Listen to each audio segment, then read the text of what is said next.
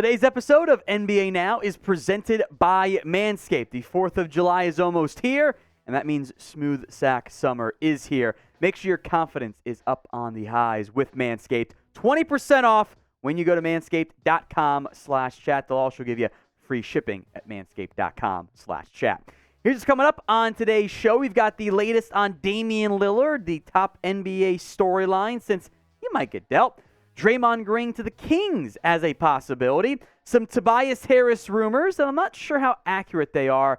And the apparent reality that the Deandre Ayton trade rumors are dead, although maybe he's just stuck in purgatory. We'll break down what I mean by that. But first, 1,000 new subs in the past week from our NBA draft coverage, heavily on that front there. We appreciate everyone who has subscribed. But the majority of you do not have your notifications set to all, meaning you won't get a notification each time we publish a new video.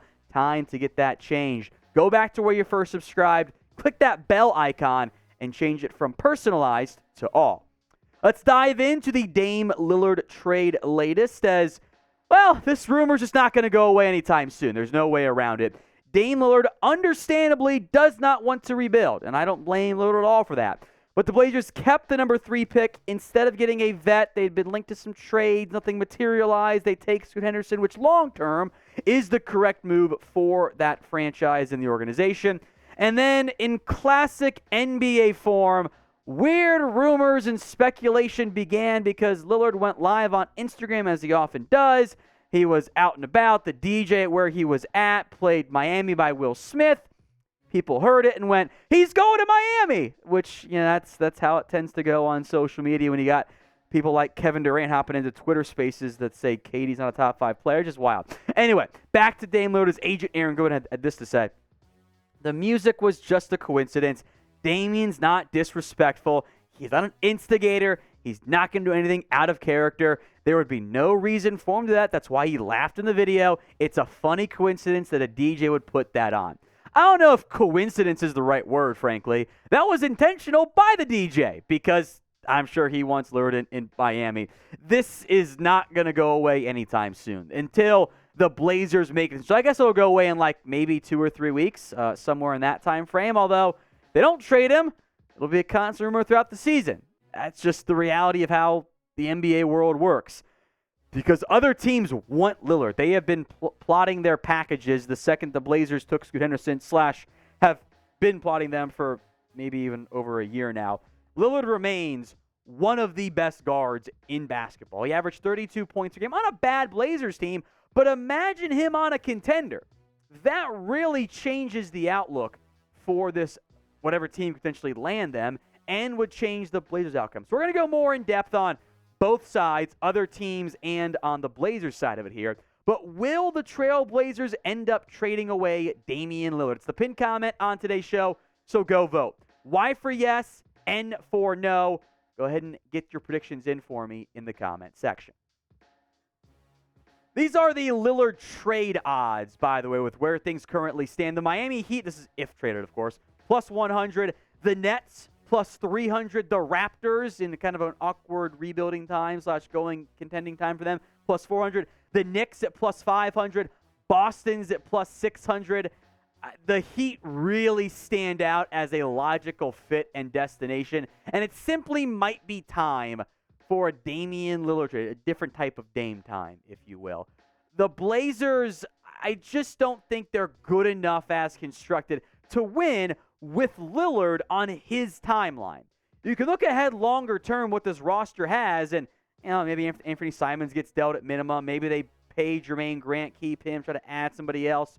But a young core of guards in Scoot Henderson, Shaedon Sharpe, we'll put Scoot on as the 6th man for now. He can run the backup, but he'll play alongside Dame if he sticks around. But a Henderson-Sharpe duo, that's a really good young core in terms of you got to be patient for 2 or 3 years, but that rebuild is really intriguing. Plus, the assets you'll be able to get should be a haul for Dame Lillard. So it puts Portland in a very awkward spot, and it puts Lillard in an awkward spot. But I think the most logical thing at some point, whether it's this year, next year, is a trade of Portland's superstar guard. So where will Lillard play this upcoming year, 2023/2024 season? Where will it be? Go ahead and answer that for me in the comment section right now. Folks, it is Smooth Sack Summer, and the Manscaped Performance Package 4.0 has everything you need to prepare that summer bod. They have the ultimate grooming bundle for your summer grooming. They got the Lawnmower 4.0, and they're giving you 20% off and free shipping on all their men's grooming products when you go to manscaped.com/chat and you use promo code chat. The Performance Package has not just the Lawnmower 4.0, the number one tool for men's below-the-waist grooming. They've got Crop Preserver Ball Deodorant, the Manscaped Boxers, the Shed Travel Bag, the most comfortable boxers I've ever owned, and the most handy, perfect tool for when I'm traveling, and Weed Whacker 2.0. They've got the Shears 2.0 for the luxury nail grooming kit. They've got you guys covered.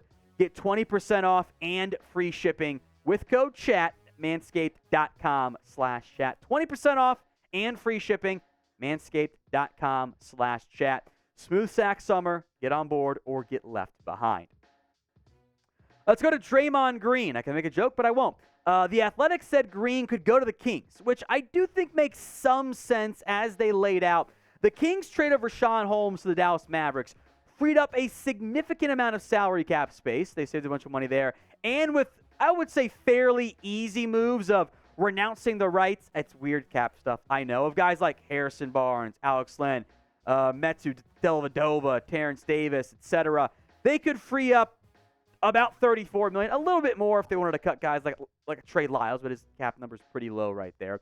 Now, the Warriors want to keep Draymond, and I do wonder if the trade of Jordan Poole to get Chris Paul means it's more likely they keep Draymond Green because they can go all in on an older core. Now, this is what the Athletic laid out as a fit for the Kings and Draymond. They have a need at power forward. They want to add somebody else. They got to get better on defense. That is Draymond Green's game to a T. Their owner has been described as fairly Warriors obsessed in the past. And, oh, by the way, Mike Brown is the former Warriors lead assistant. Now, you would have to pay Draymond Green a lot of money for a guy that's not going to get you that many points per game. And we'll have just some, I call them moments of frustration from Draymond. For him, when he gets teed up. For fans, when he gets teed up or misses open threes or whatever. But he'll get your rebounds. He can still do some ball handling duties for you, and he's still a damn good defensive player. So who will end up signing Draymond Green? Maybe he just goes back towards, that's still my bet, is that he goes back to Golden State and ends up ending his career there. And I think Steph Curry wouldn't mind keeping Draymond around. That's a big deal for them as well. But who ends up signing him? Kings, Warriors, somebody else? Predict for me in the comment section right now. Back to the Kings here with where they currently sit on that roster. It's a solid group. Now, you add Draymond, you would lose Harrison Barnes, which makes me wonder if maybe the team would prefer to go get a true three. There are some other targets that were mentioned by The Athletic that I think make a lot of sense. Now, there are younger guys, Cam Johnson, P.J. Washington, might fit the timeline better. Jeremy Grant mentioned with the Blazers, he's a free agent, could be a great fit. I kind of really like the idea of Kyle Kuzma in Sacramento, which is a very unusual sentence to say that, yeah, you want Kyle Kuzma to be the top free agent get. Big money under show for the Kings, and that all makes sense, right? I don't love Grant Williams as much. I'm curious where Kuzma ends up going, but if you renounce Harrison Barnes, go get Kyle Kuzma with Keegan Murray and De'Aaron Fox. That's actually a really intriguing young group. Sabonis, of course, too, etc. That's kind of a nice crew in Sacramento. Now, NBA free agency is just around the corner, and we're going to have you guys covered. Make sure you are subscribed. We'll have live shows, breaking news, rumors, everything else in between. This will be your one-stop shop for the next 3-ish weeks when all the chaos goes down. Hit that sub button for us, folks, right now. Let's move now to Tobias Harris. The Philadelphia Inquirer, Keith Pompey, had claimed that multiple teams were interested in a trade for Tobias Harris, but that the Sixers have an insanely high asking price for Tobias Harris, and they don't want to actually move the sometimes not in love the Philly fan base with Harris. Let's put it that way there. 6 teams were mentioned. Now, the Phoenix Suns were one of them, and that was disputed by local Suns reporters and by another national guy, Chris Haynes, which we'll get back to on the DeAndre Ayton side of things. The Jazz, the Mavericks, which Mavs could make sense in a sign-and trade. A salary dump of like Tim Hardaway, but like, does that make the Sixers better? I'm not so sure.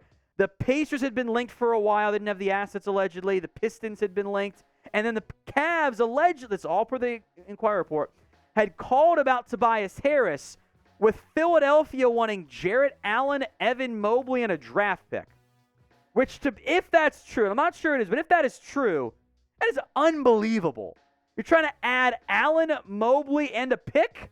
Trying to take the Cavs' two best bigs for Tobias Harris. I think it's like the fourth best player on that Sixers team with Maxey, Embiid, and Harden. That does not track if it was the ask. And if it was the ask, that's just a horrible idea because that's way, way too much. So maybe the Sixers end up keeping Tobias Harris. What player do you think ends up getting moved? We know there will be some. It's going to be a wacky and wild NBA because it always is. Already had 2 Chris Paul trades already. Who gets traded next? Sound off in the comment section. One name that it sounds like won't be moved is DeAndre Ayton. The Inquirer had reported that the Suns really wanted to get Tobias Harris. They were offering DeAndre Ayton, and they weren't getting much interest from that perspective. And the Sixers weren't going to find a third team. They weren't going to go do the work for it. So it fell apart because apparently the Suns couldn't do it. Like, it was really, like, the report didn't really make much sense. Debunked immediately by a Suns reporter who said this is BS. They're not going to trade Ayton. Then Chris Haynes says they're keeping Ayton. He's going to be part of their new big three with Beal, Durant, and Booker. Ayton has been inconsistent.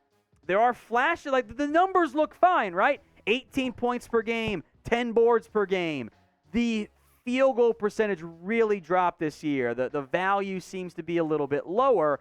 And the rumors on an Ayton trade had mostly been built around, hey, you need depth on this team. Because right now it's Durant, Booker, Beal, Torrey Craig / Campaign, Okogie, Ross, and Warren are potential free agents. Jock Landry, like they're very thin beyond that top core. Could you get picks and players back for Ayton? Seems like for now, the Suns will just roll with Ayton and go top heavy for this upcoming NBA season.